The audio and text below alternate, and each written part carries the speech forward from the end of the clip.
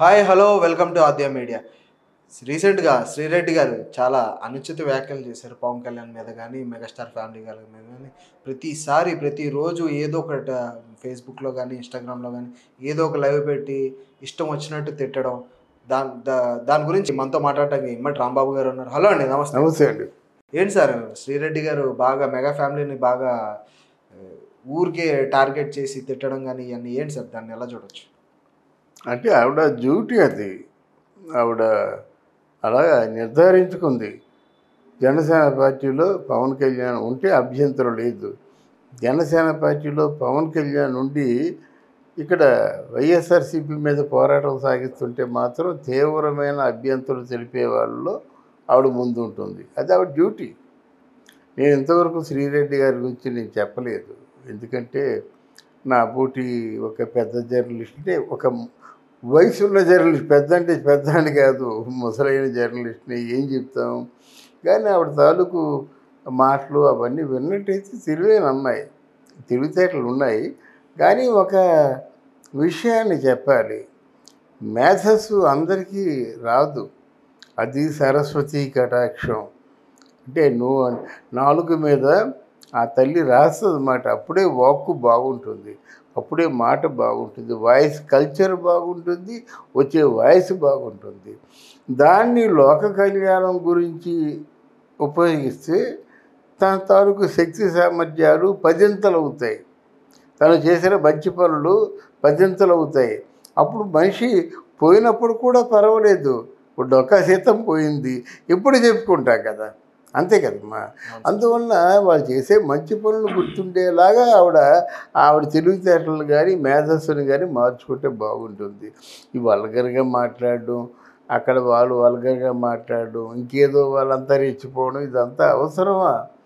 ఏదో తినడానికి తిండి ఉంది, భక్తి ఉంది, ఏదో పర్వాలేదు ఓహో అనుకుంటూ బతికేస్తున్నారు. దానికి ఒక మంచి దారి ఎంపిక చేసుకుంటే మంచిది, అంతే కదా. రాజమార్గాన్ని ఎంపిక చేసుకుంటే నువ్వు ఒక రాలిలాగా ఉంటావు.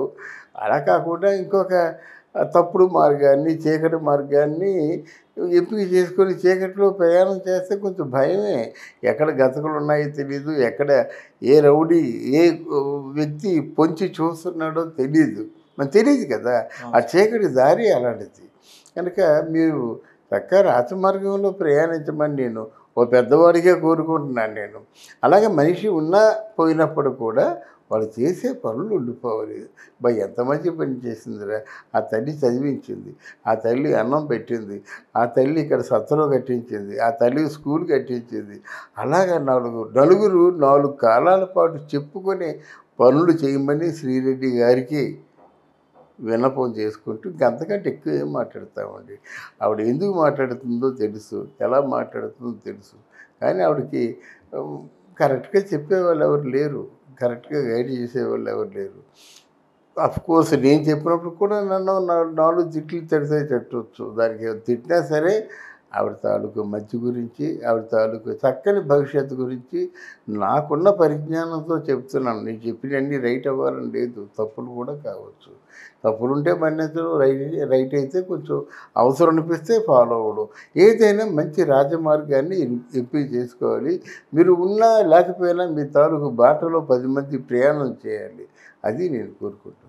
రీసెంట్గా కూడా సార్ శ్రీరెడ్డి గారు ఒక లైవ్లో పెట్టి వైసీపీని ఎప్పటి నుంచో సపోర్ట్ చేస్తారు సార్ వైసీపీని శ్రీరెడ్డి గారు.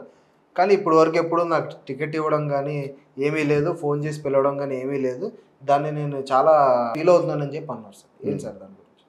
అది వైసీపీ పార్టీకి మీరు ఎందుకు సపోర్ట్ చేయాలనుకున్నారో కారణం కావాలి కదా.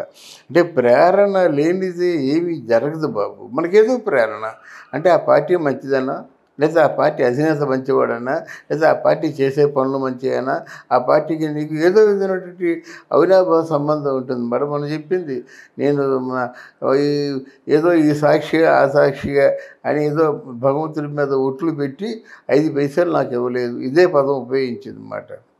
ఏ రోజు కూడా నాకేం డబ్బులు ముట్టుకోలేదు, నాకు ఇష్టమైన చేస్తున్నా అని చెప్పింది. 2 మార్గాలు ఉంటాయండి. ఆయన ఇష్టమే చేసినప్పుడు అప్పీల్ లేదండి దీనికి. ఇష్టమే ఇప్పుడు ఎవరైనా నాయకుడు వెనక నడిచేటువంటి ఫాలోవర్స్ అందరూ వాళ్ళకి ఇష్టమే చేస్తారు. ఆయన నిద్రాహారాలు మానేస్తారు, రాత్రి పగలనకుండా నాయకుడితో పాటు తిరుగుతున్నారంటే ఎందుకండి? వాళ్ళు డిగ్రీలు చదువుకొని సైంటిస్టులు అయ్యి డాక్టర్లు అయ్యి కూడా ఉద్యమాల్లో తిరుగుతుంటారు ఇష్టమయ్యి. ఆ మార్గం ఇష్టమయ్యే తిరుగుతుంటారు అన్నమాట.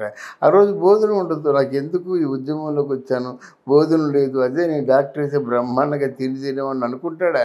అనుకోడు. అది లక్ష్యం ఏంటంటే అంతిమ లక్ష్యం వీడేమైతే 10 మందికి మంచి జరగాలి, సంపద 10 మందికి పంచాలి, అదొకటే లక్ష్యం. ఆ లక్ష్యం కోసం పాటుపడతాడు. అలాగే మీకు ఏదో వైసీపీ పార్టీలో ఏదో మంచి ఆశయం, మంచి ఆచరణ మీకు నచ్చి ఉండాలి. దానికోసం తప్పదు. కష్టపడుతూ నన్ను గుర్తించలేదు అనుకోవడం అవివేకం, అమాయకత్వం కదా. మనం ఇష్టపడి కష్టపడుతున్నాం, అప్పుడు గుర్తించవచ్చు లేకపోవచ్చు, కానీ మన ప్రయత్నం మనం చేస్తున్నాం. మన కర్తవ్యాన్ని మనం త్రికరణ శుద్ధిగా నిర్వర్తిస్తున్నాం. ఆ విషయం శ్రీరెడ్డి గారు ఆలోచించుకుంటే మంచిది. బోరుగడ్డ అనిల్ కుమార్ తిట్టినప్పుడు కూడా సార్, అవును, పవన్ కళ్యాణ్ వాళ్ళ వైఫ్ గురించి కానీ పిల్లల గురించి కానీ తిట్టినప్పుడు శ్రీరెడ్డి గారు స్పందించి అసలు వాళ్ళ వైఫ్తో వాళ్ళ పిల్లలతో నీకు సంబంధం ఏంటి, అసలు నువ్వేమన్నా స్పందించాలంటే పవన్ కళ్యాణ్ మీద తిట్టు, స్పందించి ఏమన్నా చేయగానే ఇంట్లో వాళ్ళ దగ్గరికి ఎందుకు వెళ్తున్నావు అని చెప్పి శ్రీరెడ్డి గారు అనడం జరిగింది. అవును, అది నిజంగా మంచి విషయం సార్. అవును, ఏమంటారు సార్? అవునవును. ఎందుకంటే అక్కడ కరెక్ట్గా ఒక శ్రీమూర్తిలాగే స్పందించింది మాట.